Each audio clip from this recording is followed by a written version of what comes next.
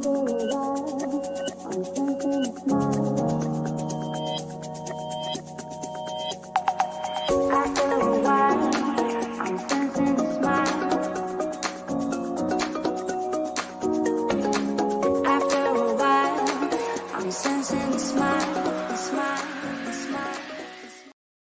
everybody, it's Dan. Hope you're well today. So welcome to the show. This is all a bit weird because I'm using the camera which is directly in the middle on a two-screen setup, and I've got pictures of me everywhere. It's putting me off. It's really confusing. Anyway, welcome to today's show. In today's podcast, I want to talk to you about designing your customer journey, and really this conversation comes from a conversation I've just had with a new client that's just come on board with us, and we're looking at their website and then looking at the products that they've got and then working out what the content they've got that is being put out and all of that kind of thing.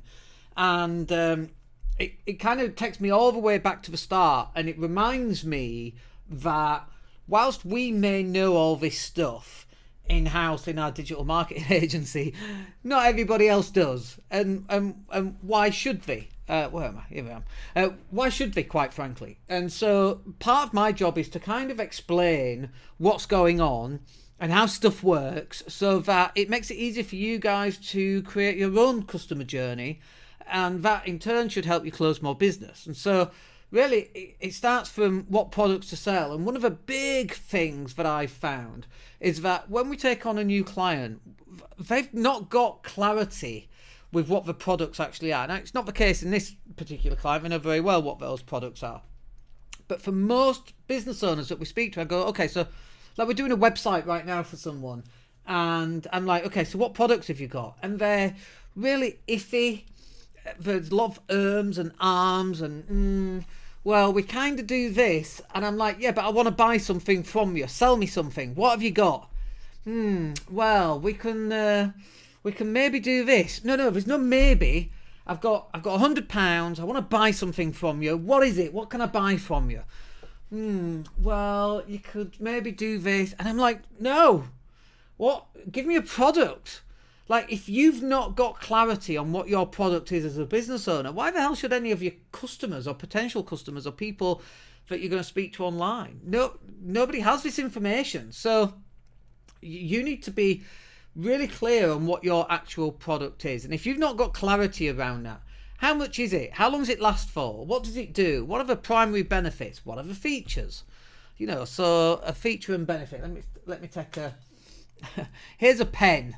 Okay, this is a gift from my daughter, and it's the Aladdin from it's the genie from Aladdin. Okay, we went to see it in Barcelona a few years ago, and when she got me this pen as a gift, and it's on my desk, and I've had it for years, and it's one of those little treasures that we have. But anyway, so a feature and a benefit is, so a feature is it's got the genie at the top of it. Well, what's the benefit of that?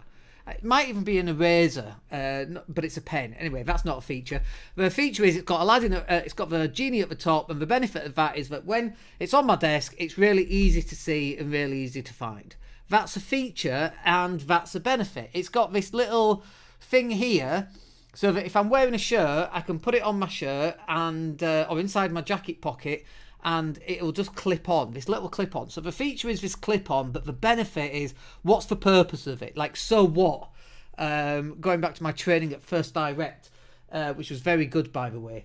It was only later on did I realise they nicked it from a book called NLP for Sales. But the feature is the reason, and the benefit is the so what.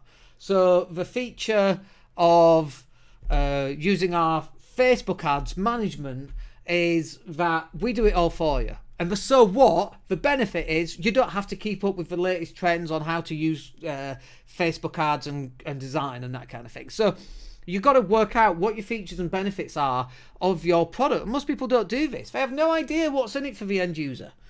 Come on over a tree. Okay, what am I going to get? I don't know. A good time? I don't know. Like you need to fully know what the features and benefits are, and you need to absolutely understand what the product is, how much is it, and it's got to be really clearly defined. And as I say, if you don't or can't clearly define that product and what features and benefits are, your clients aren't going to do either. And then the next one then, when designing your customer journey, is you've got to work out what landing pages need to be created. I apologise, I was just choking to death there for a second. So what landing pages are going to be created? And so it should be one landing page per product, obviously. So I'm going to share my screen in a second. Let me just pull this over here. And so let me share my second screen. I have to move this over a little bit. There we go. Let me share this. That's not going to work, is it? Let me just sort this out. There we go. So on my screen here, so up here, we've got one landing page for every product. Facebook ads, website design, content creation, search engine optimization, estate agent marketing. Over here, online training, property sourcing training, rapid course creation. We've got very specific products that we sell, and we've got one landing page per product. So for example, on the Facebook ads one, loads and loads of information, and really the call to action is to get people onto a strategy call, which happens quite a lot. So the page really works. A lot of trust, a lot of credibility on this page, a lot of testimonials, a lot of client stuff, a lot of examples. It's a really good landing page, and that's really what you need on yours as well. And so you need to have, as well as understanding what your products are, you need to be very aware of what the landing pages need to be. Let me just transition back over to me. You need to be very aware of what your landing pages need to be. And again, most people have simply not got that. Let me just have a look here. What's going on there? Oh, that's why. Using a 2-screen setup. It's not working for me today. I don't know what's going on. There we go. I'm back. Oh, the joys of going live. Okay, so you need to have your landing pages sorted out. And if you've not got your landing pages sorted out, like you might drive traffic. Where are you going to drive that traffic to? Your homepage? How's that going to work for you? Now, there might be some reasons for you to drive traffic to your homepage. And and there might well be for brand building. I'm laughing because we've literally just launching a Facebook ad campaign for my own business, which has got a David Brent lookalike from The Office, and that's a brand building webpage, and we're driving people to the homepage. So I'm being a bit hypocritical here, but there are actually times when you do want to drive people to your homepage for brand building because we've got retargeting pixels on there. But then there are other times when you're selling websites, you need a website landing page, which will help convert and help persuade people to book a phone call so that you can get them on the phone with you.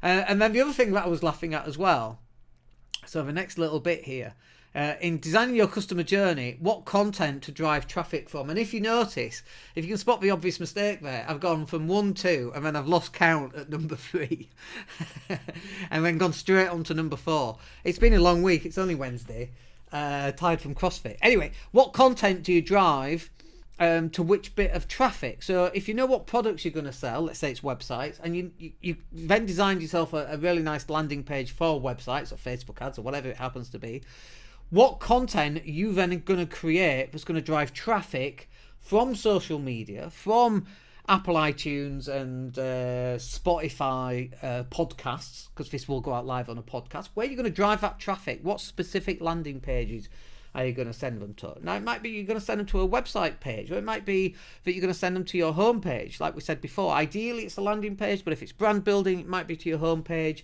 We're going to talk about Facebook tracking pixels and how to retarget people in a few moments. But right now, this is about, okay, now you know what your products are. Now you know where you're going to drive traffic to, because you've got your landing pages sorted out. Now it should be, okay, get a list of 30 topics. Let's say it's website design. Get a list of 30 different topics that you can go live about website design. Like, do you think that's going to drive traffic back to your website page? Absolutely.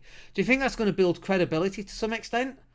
And get people to trust you? It's 2022, by the way, unless you're listening to this in 2023, but people don't trust anybody anymore. We don't live in the days where we trust people. Quite the opposite, in fact, with all the stuff that's going on in the politics and how easy it is to lie just blatantly on TV, and it just doesn't even matter anymore. Like, nobody gives a damn. The BBC certainly don't care. We don't even challenge the MPs on blatant lies. It's just bizarre.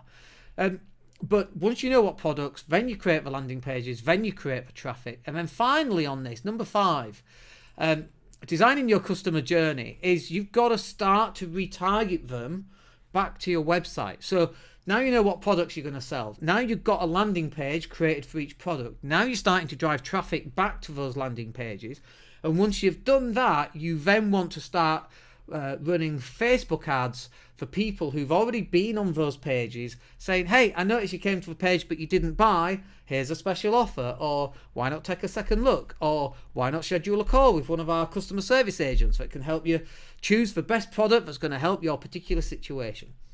And so as you're going through these various items, you've got to have this in place. This is your customer journey. And most people, most businesses, they haven't got a customer journey. They run an advert with a phone number and they're hoping that that's good enough to get a phone call. And sometimes it is. In the 1990s, when we lived in the Yellow Pages era, some might say a happier time, certainly less problems than what we have right now with all the stuff that's going on. But actually the 80s were, all this stuff was going on in the 80s anyway. So maybe it's just that I'm more consciously aware of what's going on. But all this stuff needs to be in place in order for you guys to sell more. We don't live in the 1990s Yellow Page and the person with the biggest advert sells the most. We just don't live there. I mean, gosh, can you imagine that? Imagine just living in the 1990s with the Yellow Pages and going, you know what, screw it, let's just have the biggest advert. Like, if we lived in the 1990s with Yellow Pages, that's what we'd do, with a phone number at the bottom, and you just get 80% of all of it. I mean, there is a modern day equivalent, and it's Google Ads and it's Facebook ads.